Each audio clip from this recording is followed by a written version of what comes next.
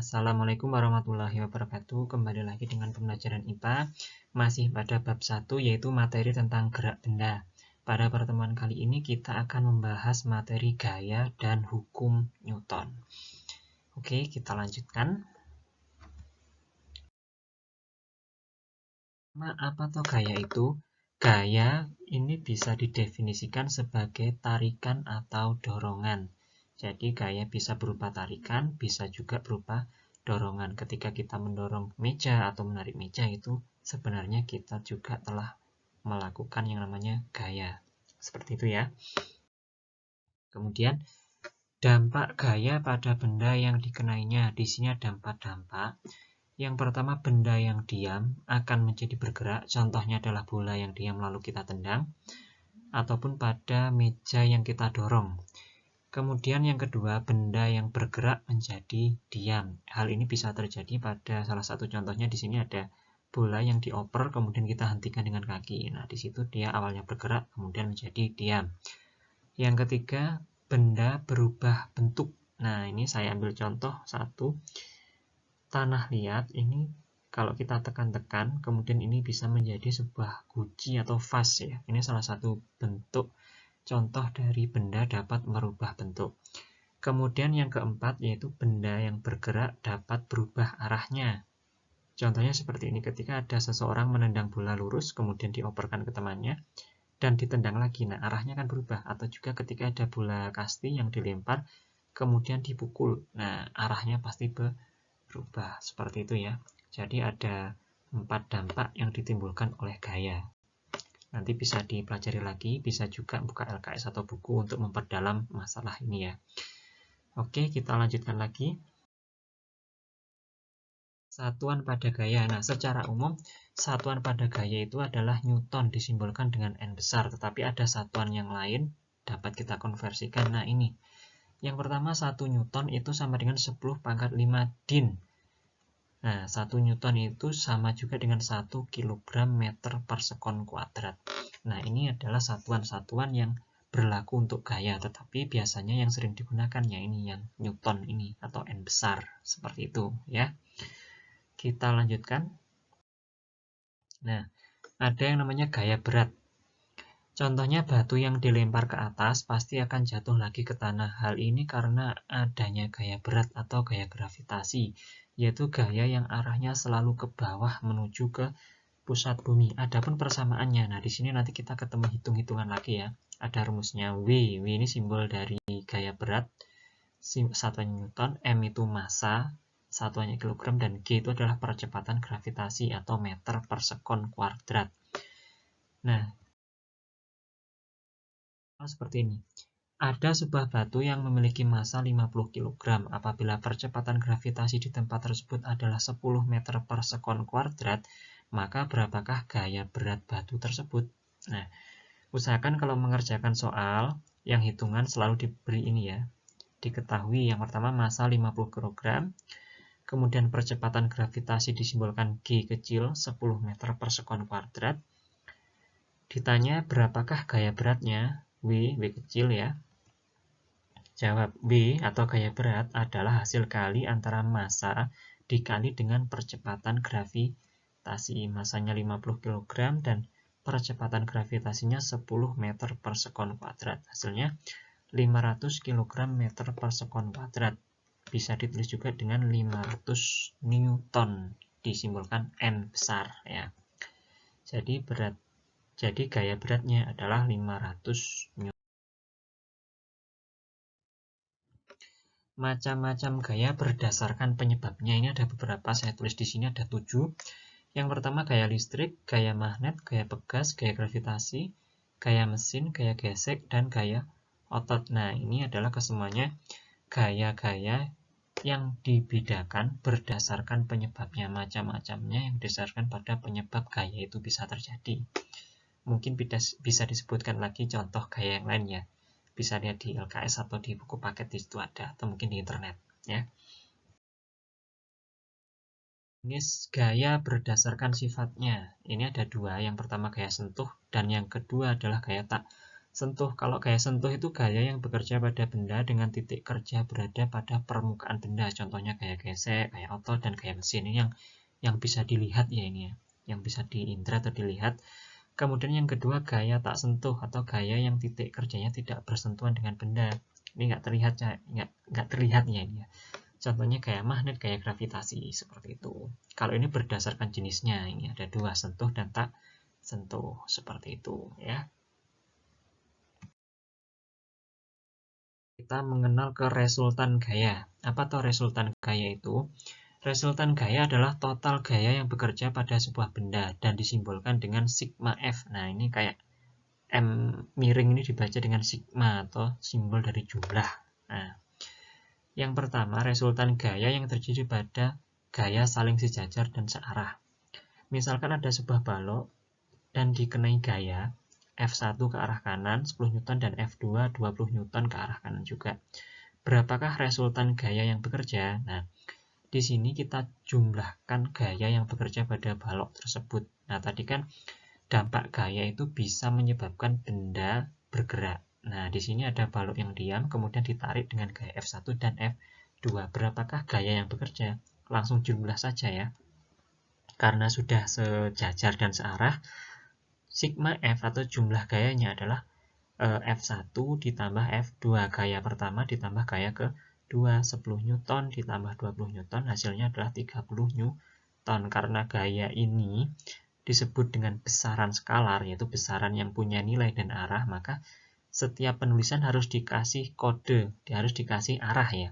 Karena ini arahnya ke kanan semua, bendanya bergerak ke kanan, maka 30 Newton ke kanan. Jadi bendanya bergerak 30 Newton ke arah kanan, bergerak dengan gaya 30 Newton. Seperti itu ya. Oke, kita lanjut contoh yang kedua. Kedua ini yaitu gayanya saling sejajar dan berlawanan arah. Nah, contohnya seperti ini. Ada sebuah balok diam, kemudian ditarik oleh gaya F1 ke kanan 20 Newton, ditarik ke kiri oleh gaya F2 10 Newton, kemudian ada lagi gaya F3, arahnya juga ke kanan. Dilihat tanda panahnya ini ya, gayanya itu sesuai arah panah. F3 ini panahnya ke kanan, jadi dia didorong ke kanan sebesar 5 Newton. Maka berapa resultannya? Nah, di sini untuk memudahkan penghitungan, gaya yang arahnya ke kanan dikurangi gaya yang arahnya ke kiri. Seperti itu ya. Jadi seperti ini. Yang ke kanan ada F1, dikurangi yang ke kiri ada F2, terus ditambah F3, karena F3 ini arahnya ke kanan. Pokoknya yang kanan dikurangi yang ke kiri. 20 kurang 10 tambah 5, hasilnya 15 Newton ke kanan. Maka balok akan mendapatkan gaya sebesar 15 Newton ke arah kanan. Seperti itu ya cara mengerjakannya. Jadi resultan gaya yang bekerja adalah 15 Newton ke arah kanan. Ini salah tulis ya, harusnya 15 bukan 10. Ingat, gaya yang ke kanan dikurangi gaya ke kiri. Nah, untuk resultan gaya selalu ingat-ingat ini pokoknya. Gaya yang menuju ke kanan dikurangi gaya yang ke kiri. Nanti kalau hasilnya itu positif berarti diarahnya ke kanan. Kalau misalkan nanti ketemunya negatif berarti ke kiri. Negatif nanti itu bukan menunjukkan nilai tapi menunjukkan arah ya. Kalau kalian nanti ngitung-ngitung ketemunya negatif, itu artinya ke kiri. Negatifnya bisa dihilangkan seperti itu ya. Kalau nanti ada yang belum jelas, silakan diulangi lagi video ini atau bisa juga tanya ke WA seperti biasanya ya. Terus kita lanjut ke hukum Newton. Yang pertama hukum Newton 1, yaitu sebuah benda akan mempertahankan keadaannya selama resultan gaya yang bekerja pada benda tersebut bernilai 0. Nah, ini disimbolkan seperti ini. Sigma F sama dengan 0. Apabila gaya-gaya yang bekerja pada balok atau pada benda itu jumlahnya 0, nah karena 0 kan bendanya diam atau tidak bergerak. Atau bisa juga ketika benda itu bergerak, resultan gayanya 0, dia akan tetap bergerak. Kalau bendanya diam, dia akan tetap diam. Maka ini adalah bunyi dari hukum Newton yang pertama. Nah, seperti ini. Contoh dari peristiwa hukum Newton 1 adalah jika duduk di dalam mobil, kemudian mobil direm mendadak, maka badanmu akan terdorong ke depan. Nah, ini adalah salah satu contoh peristiwa dari hukum Newton pertama. Nah, ini ada videonya ya ini, di samping. Nah, kita lanjutkan. Percepatan benda sebanding dengan resultan gaya yang bekerja padanya dan berbanding terbalik dengan massa benda. Nah, ini adalah bunyi hukum Newton yang kedua.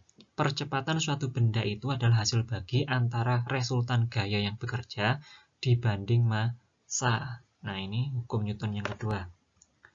Ini keterangannya, percepatan meter per sekon kuadrat, resultan gaya itu Newton, dan massa satuannya kilogram.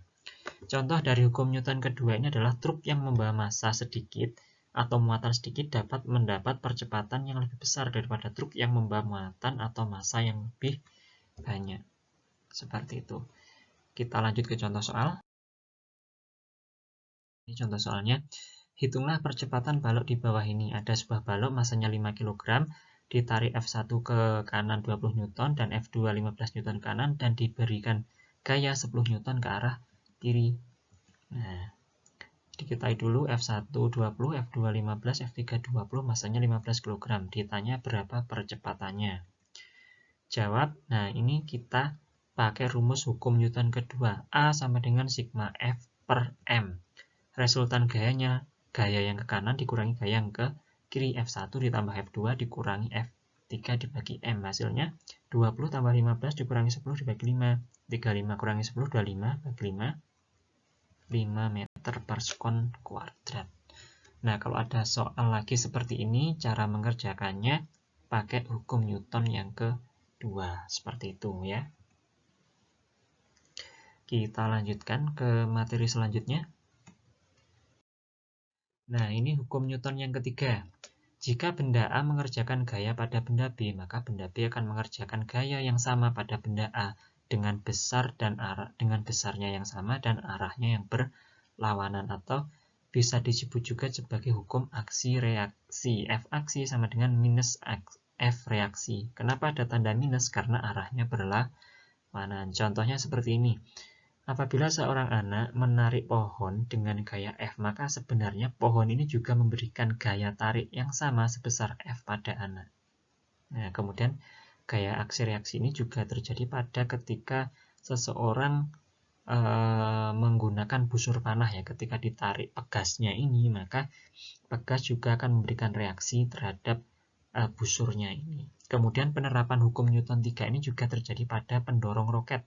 Roket ini memberikan gaya aksi ke tanah, dan tanah juga akan memberikan gaya reaksi ke atas sehingga roketnya nanti bisa terbang.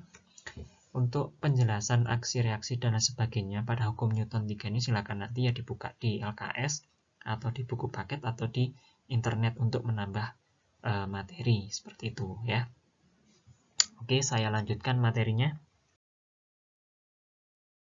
Tugas, jadi nanti ada tugas jumlahnya 4. Yang pertama ada soal cerita seperti ini.